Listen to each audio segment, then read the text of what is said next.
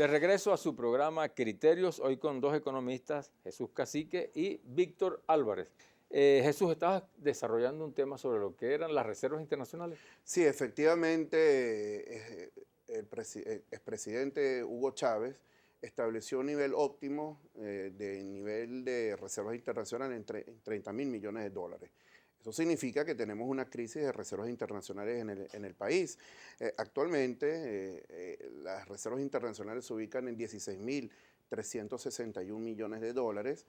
Al cierre del año 2015 y se ubican en 12.059 millones de dólares. Han disminuido las reservas internacionales en lo que va del año en 4.302 millones de dólares. Es que los ingresos petroleros también han afectado, ¿no? Yo estuve investigando el Consejo Mundial del Oro y Venezuela liquidó 88.1 toneladas de oro. Eso representa 7.040 lingotes, 3.450 millones de dólares, porque el precio de la onza Troy en los mercados internacionales no ha disminuido. Entonces, ¿cómo se explica la caída de las reservas internacionales? Bueno, el gobierno no le informó a los medios de comunicación, a todos los venezolanos, que liquidaron 88.1 toneladas de oro y es dramática la caída de las reservas internacionales. O sea que el respaldo de las reservas internacionales vía liquidez o vía M2 es exiguo y es infinitesimal. ¿En qué nos afecta eso a nivel nacional? Oye, obviamente.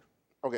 Sí, bueno, mira, por supuesto la percepción que el mundo tiene de un país que está liquidando sus reservas internacionales tiene que ver con su capacidad de pago, tanto para las importaciones como para honrar sus compromisos de deuda externa e incluso para poder cancelar las indemnizaciones que están pendientes, ¿no? Pero más allá del problema, el asunto es cómo resolver esta problemática, o sea, qué medidas tomar para volver a recuperar un nivel de reservas internacionales que permita mejorar la percepción que el mundo tiene de Venezuela, ¿no? Y creo que volvemos entonces a las decisiones que están pendientes, ¿no? Porque estos resultados demuestran que la política de control de cambios que se aplicó el 5 de enero del 2003, si bien dieron resultados en el corto plazo, en los primeros años, a la larga fueron más las distorsiones y los desajustes que se crearon. Porque cuando uno revisa el convenio cambiario número 1, ¿qué se planteaba allí? Bueno, que el control de cambios se adoptaba para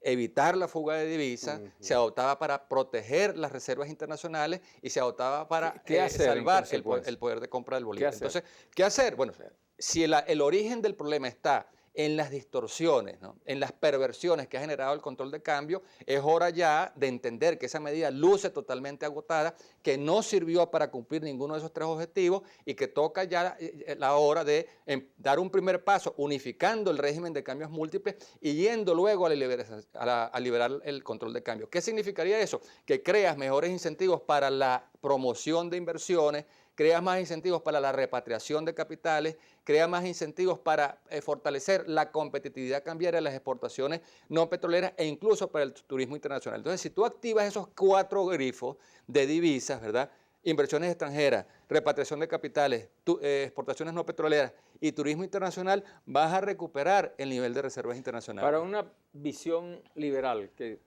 Bueno, no liberal, sino la propuesta que en el año 2003, cuando establecieron el control de cambio y control de precios, en febrero del 2003, en lo particular yo le remití un documento a Hugo Chávez que tenía que tener una duración aproximadamente el control de cambio de un semestre. Las consecuencias que tenemos un control de cambio vetusto que ha generado enormes procesos de arbitraje, cazadores de renta, una corrupción impresionante. Incluso ahora el señor Giordani aparece como un detractor del gobierno central. Lanzó el trapo rojo de los 25.000 millones de dólares de las empresas Maletín y no, señor. El señor Giordani tiene que explicar, es el caso de Fonden, que son 133.000 millones de dólares que desconocemos la aplicación de los recursos y en qué proyectos se aplicaron estos ingentes recursos en la economía. La propuesta mía en lo particular es la unificación cambiaria. Yo creo que tener un control de cambio distorsionado, un tipo de cambio 10, luego tenemos el tipo de cambio CIMADI que ya está bordeando los 596 bolívares el tipo de cambio y luego tenemos el innombrable. Una economía no puede funcionar así con estas distorsiones. Y en segundo lugar, la ley de precios justos, una ley de precios justos que lo que ha generado es la mayor inflación del mundo, la inflación con el presidente Maduro en 3 años, 575% y en alimentos 1.259% la inflación. Entonces, ¿cuál es el rédito del control de cambio y el rédito del control de precios?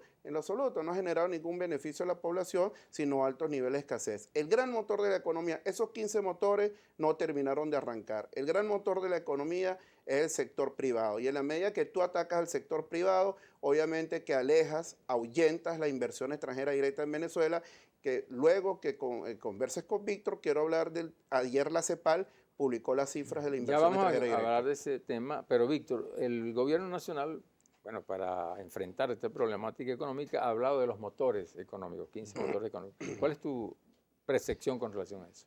Mira, los motores de la economía no podrán ni siquiera despegar si no se corrige esta tormenta macroeconómica que está afectando al país. O sea, tiene que crearse un ambiente, ¿no?, para que esos motores se enciendan y puedan despegar. Y eso pasa entonces por la corrección de estos desequilibrios cambiarios, de los desequilibrios monetarios, de los desequilibrios fiscales, de los desequilibrios de precios, particularmente en el tema de precios, porque cuando una economía que en determinadas circunstancias requiere aplicar un control de precios, si ese control se prolonga demasiado en el tiempo, si a las empresas de estos 14 motores se les obliga a vender a un precio fijo cuando los costos de las materias primas, los insumos, la fuerza de trabajo aumentan, llega un momento en que el alza de esos costos de producción supera el precio congelado y empiezas a generar pérdidas y nadie produce para perder. Entonces, una decisión clave para